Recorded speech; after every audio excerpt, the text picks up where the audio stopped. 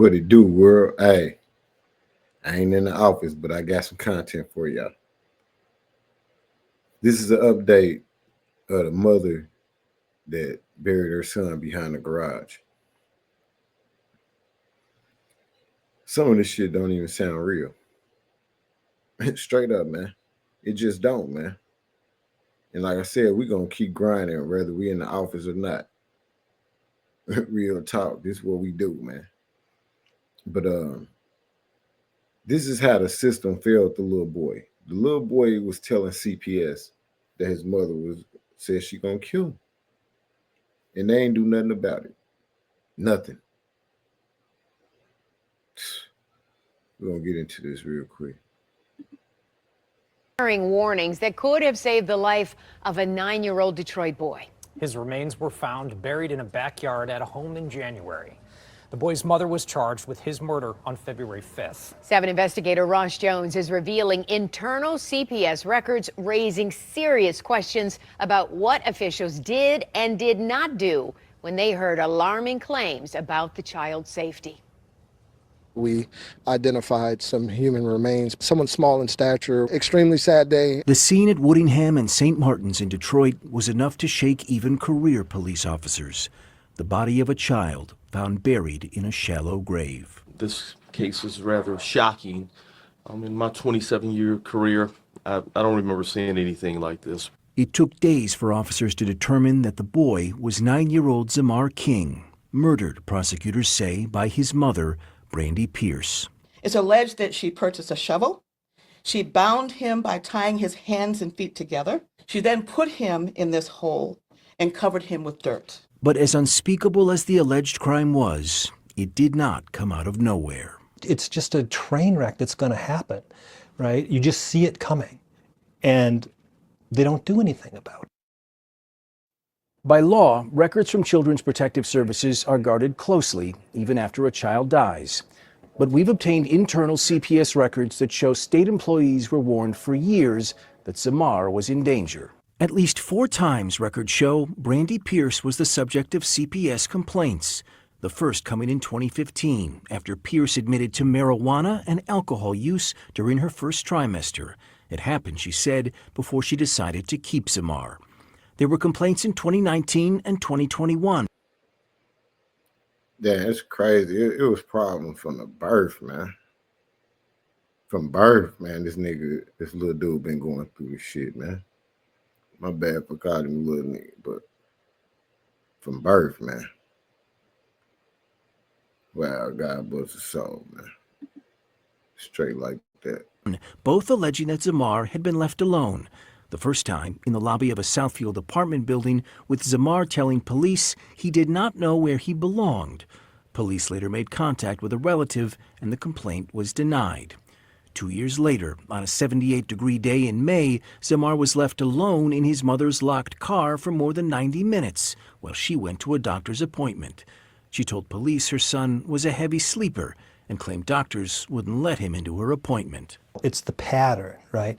Here is a mom, again, where she's repeatedly reported by different people in the community. Frank Vandervoort is a law professor at the... Like, how many warning signs or how many warnings, period, do people got to give y'all to get some help? But then when somebody really trying to take care of the kids, y'all come take them. CPS, y'all failed this little dude, man. And somebody should be suing this shit out of y'all. Straight up, man. Y'all failed this little boy, man. In real time. The University of Michigan and a longtime child welfare advocate who said Pierce's pattern of behavior and the disclosure that she was receiving mental health services on an almost daily basis should have been a red flag to CPS. That suggests to me a very severe level of mental health need. So I'm troubled by that, and it raises more questions than it answers for us. The Macomb County prosecutor denied a warrant request for child abuse, saying there was insufficient evidence and CPS working with mom. CPS would close the case after performing a home visit, finding no safety hazards, enough food, and suitable sleeping arrangements. Then, last April, came the fourth complaint to CPS. This time, Pierce would come here to this Plymouth Hospital emergency room, reporting she was anxious and depressed. Pierce told CPS she had a breakdown and felt herself going into a panic attack. She was questioning whether she should give up custody of one of her children. She'd been evicted from a motel. She said her car was repossessed. She was completely out of funds. Once she left the hospital, she and her kids would be sleeping on the street. On its own, how serious is that? Critical. This is a family with no place to live. She tells the case. She even warned them, though. She even warned them.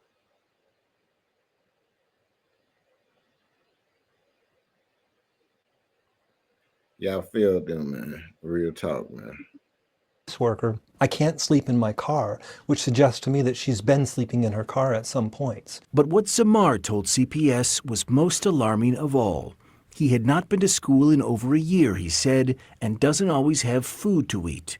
He said his mother beat him with a belt, that she's choked him with her hands, and that she wants to kill him. Any rational, normal person walking out on the street hearing this would be completely alarmed by what they're hearing. They would take action. They would call the police. But what CPS did, according to internal records, was close the case.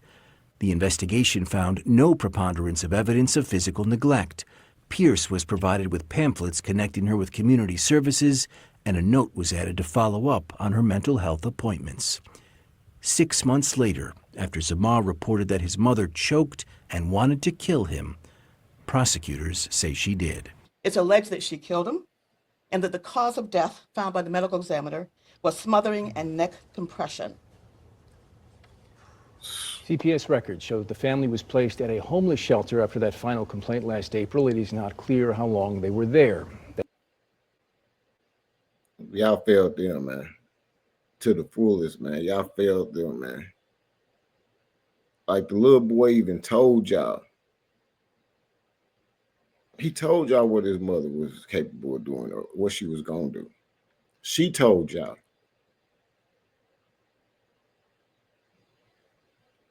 But when somebody trying to do right, y'all come take their kids.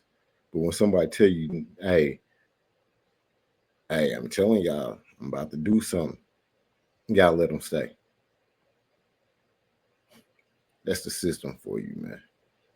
That's too well, man. Somebody should be suing the boots off of y'all right now. Real talk, man.